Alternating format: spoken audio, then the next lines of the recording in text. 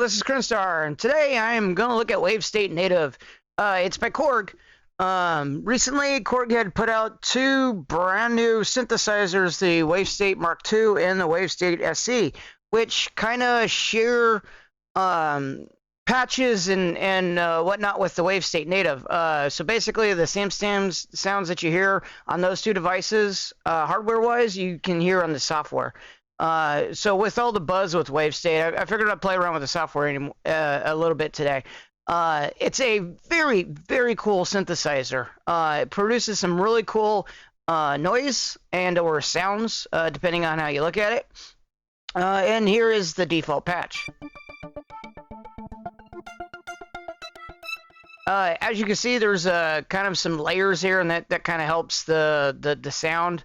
You can turn them on and off, and then down here they got like a vector control, I think they call it, that basically you can tell it to go to A, B, C.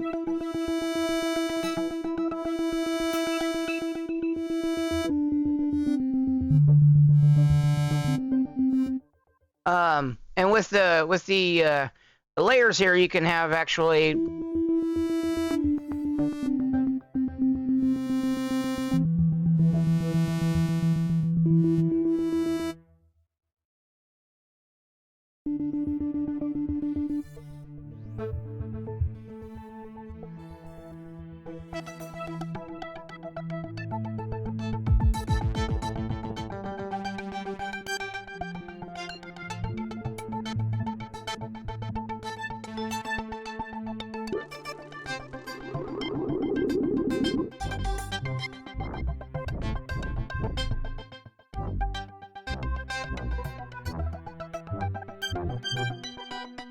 and you can see down here what I'm playing, so if you're wondering. Here they got the modulation. There's a lot of different modulation sources. Pretty cool stuff. You got your LFOs, you got your envelopes, you got your vector, so you can mess with the modulation, and you can just drag and drop and put it on here, and then mess with how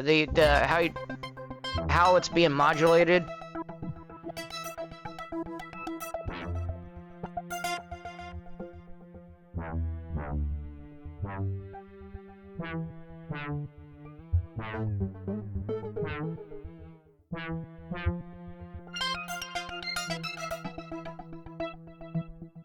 Cool stuff. Once you get in there, you got the basically each layer has filter, pitch, and amplification settings. You got wave sequence settings. This is where all the magic comes of how these work, and you could just see them light up. So basically, how this works is a wave sequencer, and how this is different is that the normal things have just like one waveform that's going on at all times. Either a sine wave, a triangle, a square, what have you, a saw wave. It's just going over. You got wavetable that basically you have the same type of stuff, but it may go like 256 different positions, but it's pretty much the same things going over and over and over again. It's looping for every time that it goes. Then you got samplers that do their thing, and it's pretty much based upon the sample, and it will never change. This is different. This is that it's playing stuff in sequence, one for each of the samples being played. So here you got the samples that we're having, and you got all these lists of choices, and then it'll kick over to here, and kick over here, and kick over here, and then over here, and so forth.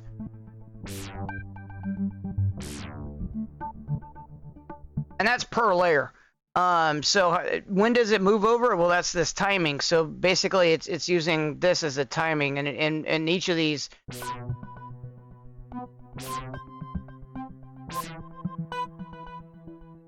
So it should be all timing, and then you got different stuff like pitch, shape, and gate, and step sequence, and all of that contributes to the sound. And that's just the first layer. Then you got the setup, and then you got zone and scales, and this actually allows you to put different things in different areas, so that when you're playing up and down the keyboard, it does different things. And then you got your standard effects, reverb, and then modulation lists of all the things that contribute to changing and evolving the sound. And then you got your macros that everything is tied to up here. So with all the layers, all the different stuff, it creates some weird sounds or wild sounds. And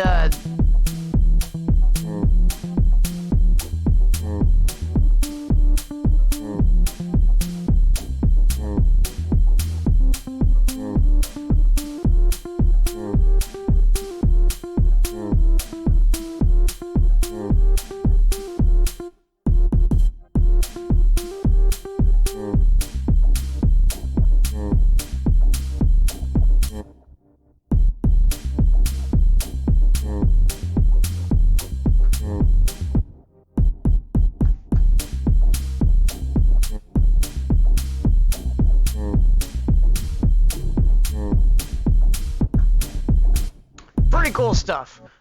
So this does all the settings, and there's like bunches of them that you get for by default. And if so you can mess with the layers. The layers can have different sounds, so that you can have stuff from one preset and pop it into another because of the stuff that you can modulate them. And then if that's not crazy enough, you have this little randomization button that basically can randomize a lot of the different things and give you something entirely different. So it's randomizing. Boom, it's got something random, and you see random, random, random.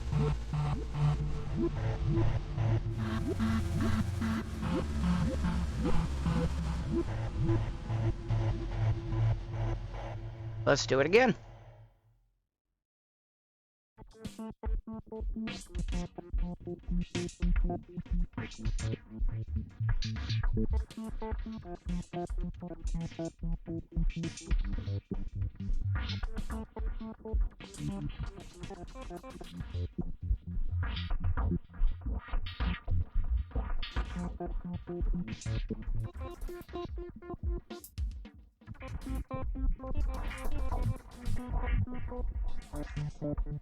That one's kind of low in the thing. Let's try another one.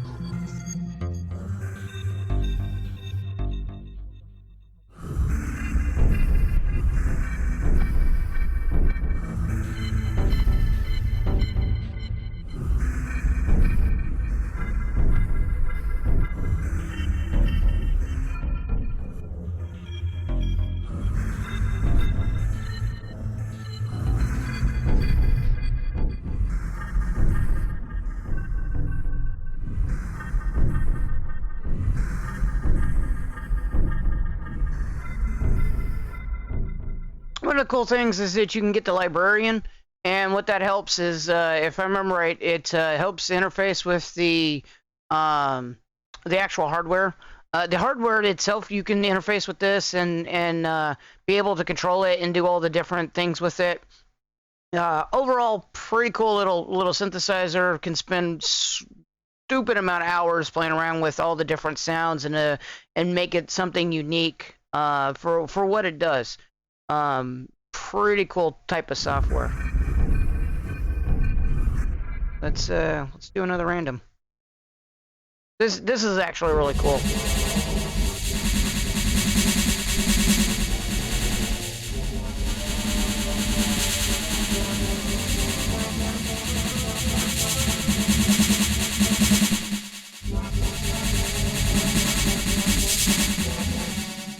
Try another shot.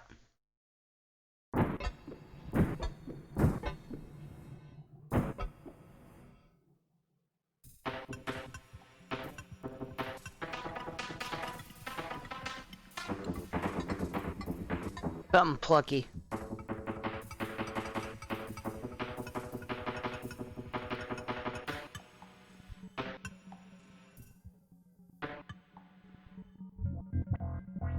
Oh!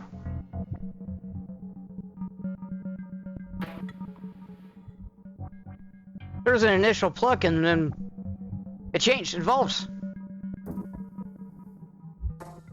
into something really cool.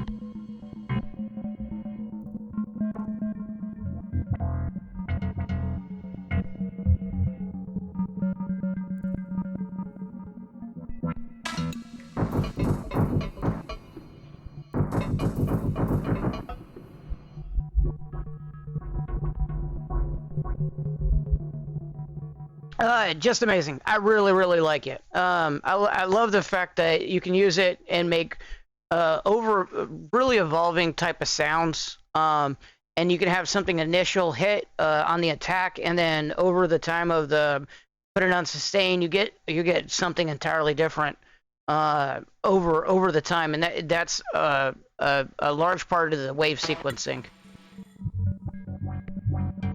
where it's bouncing in between the sounds that it's playing. Also, you can add more, and then you should have a lot more variance into the sounds that you're hearing.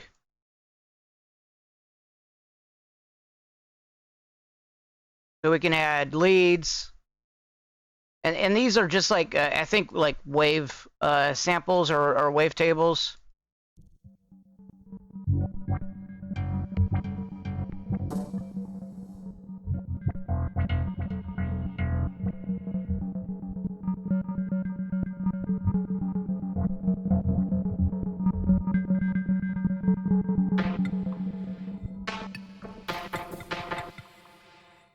Or we can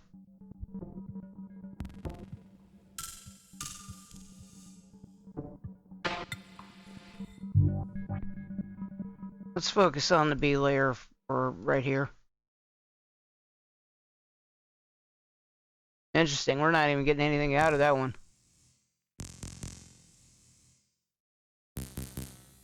Oh, that's the plucky.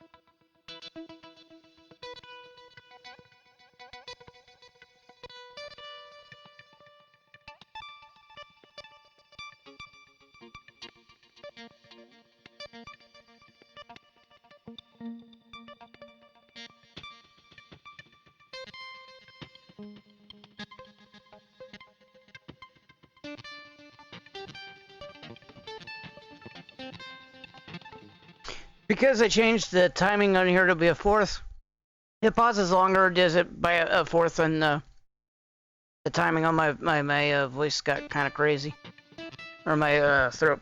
At any rate, I probably need to wrap this up anyways. I've been spending a lot of time playing with this. Like I said, real easy to spend a lot of time trying to dial in and trying to get crazy type of sounds or evolving type of sounds. Really easy with this.